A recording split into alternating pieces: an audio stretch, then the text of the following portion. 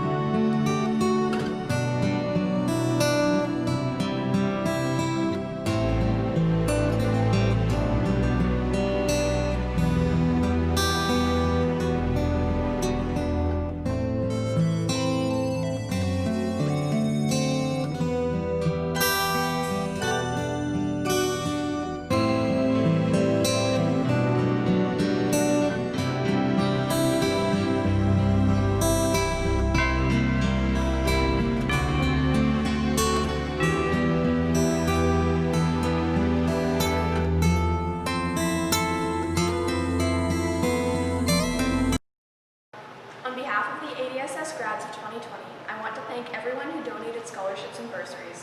Your generosity has brought many of us closer to achieving our goals. We approach what may be the strangest first year of post-secondary education ever. Though many of us will be studying in our childhood bedrooms, we all head in entirely different directions. We are on journeys to become doctors, lawyers, engineers, teachers, electricians, hairstylists, and many others. And who knows, maybe someone in this grad class will be the one to finally cure the coronavirus. Some of us may complete our journeys in 6 months, and some of us may complete them in 10 years. But no matter the extent of our post-secondary experience, the scholarships and bursaries are a tremendous help. They may be the difference between pursuing post-secondary or staying home to work. As we move forward, we will never forget how your help got us set on our paths. We are lucky to live in a community that is as generous as it is, and the opportunities you have provided for us are very much appreciated. I'm sure I speak for my fellow grads when I say thank you.